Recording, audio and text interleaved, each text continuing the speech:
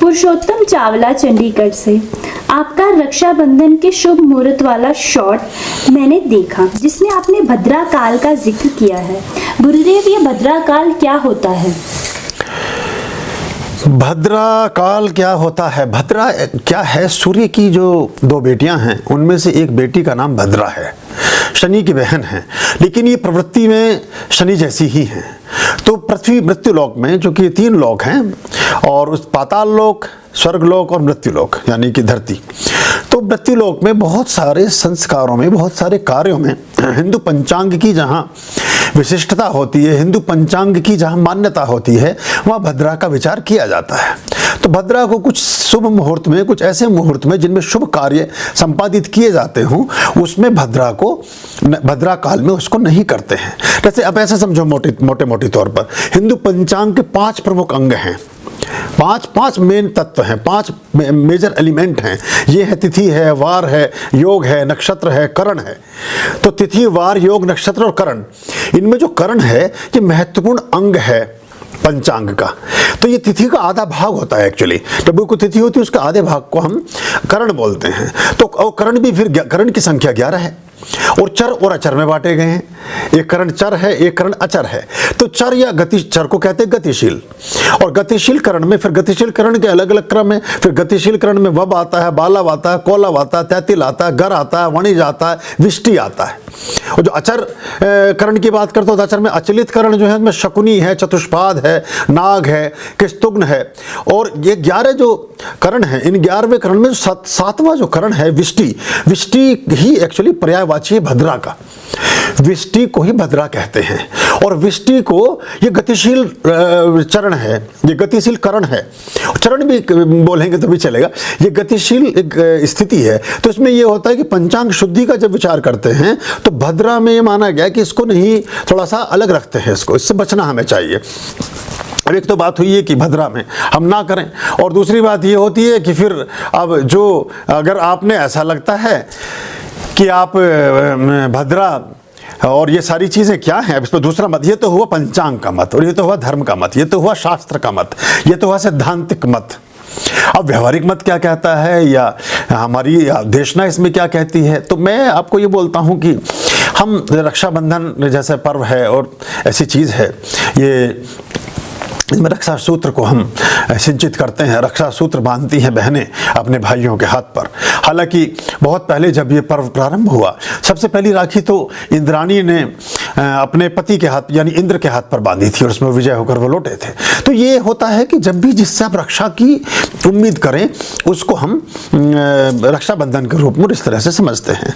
तो अब भद्रा, क्या भद्रा को कैसे आप अच्छा कर सकते हो?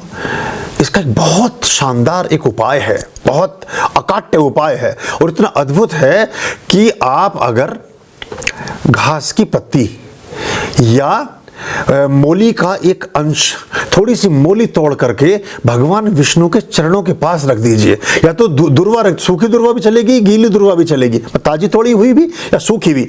भगवान विष्णु के, भगवान श्री कृष्ण के चरणों में दुर्वा या मौली चढ़ाते ही भद्रा सुभद्रा में बदल जाती है। सुभद्रा उनकी बहन है।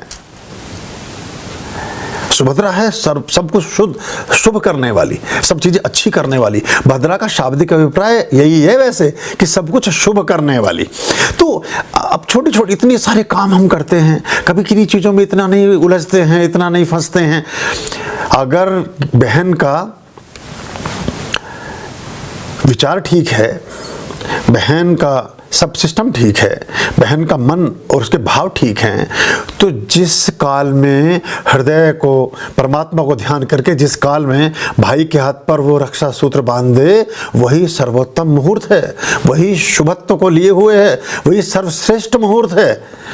और अगर मन में है मलिनता, चरित्र में है मलिनता, तो वो सुपर्णका का उदाहरण देते हैं कि सुपर्णका ने भद्रा में बांधी थी। तो सुपर्णका, आप सुपर्णका हो क्या? पहले तो ये तय कर लो कि या क्या हमारी बहनें सुपर्णका हैं? तो फिर सुपर्णका का कैरेक्टर भी देखो ना।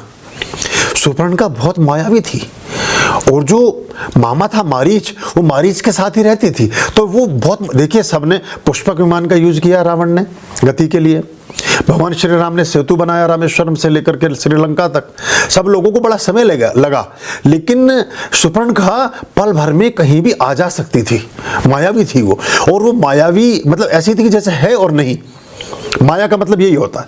तो वो जादूगर नहीं होने की वजह से, इसलिए भगवान श्री राम ने कहा कि इससे थोड़ी दूरी बना करके रखो और इसकी लोग शिनाख्त करें कि ये मायावी है। वो बड़ा प्रतीकात्मक है, भगवान विष्णु के अवतार हैं, ऐसे किसी के साथ हिंसा का काम की शिक्षा नहीं देंगे, लेकिन इसलिए कहा कि ये मायावी है, छल है, ये ऐसा कुछ है नहीं।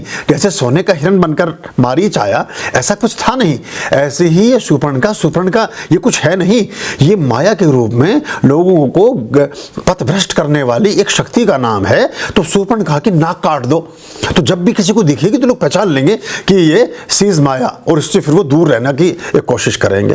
तो भद्रा को एक तो सुभद्रा कैसे बनाए ये मैंने आपको बता दिया, और भगवान जगन्नाथ के बराबर में खड़ी हैं वो। जब आप पुरी के हमारे तीर्थ है वहाँ आप जाएंगे उड़ीसा में, तो उनके बराबर में सुभद्रा हैं, और सुभद्रा को लेकर के पूरी सवारी निकलती है। तो बलराम है, सुभद्रा हैं और भगवान श्री कृष्ण हैं। ये तीन ही तो हैं जो पुरी में हमारा हरिहर का जो एक ही हमारा शक्ति स्थल है, सिद्धपीठ है। तो ये एक छोटा सा बात मैंने आपको ये भी बताई। बहनें तो भाइयों का कल्याण बहनों की भावना से ही तो होता है। अगर बहनों के हृदय में बहुत शुद्ध भाव से अपने भाई के कल्याण की भावना उठ गई, तो कभी भी कुछ भी करे वो भाई का कल्याण ही होगा, भाई का अच्छा ही होगा, और भाई के जीवन में श्रेष्ठता और शुभता ही आएगी।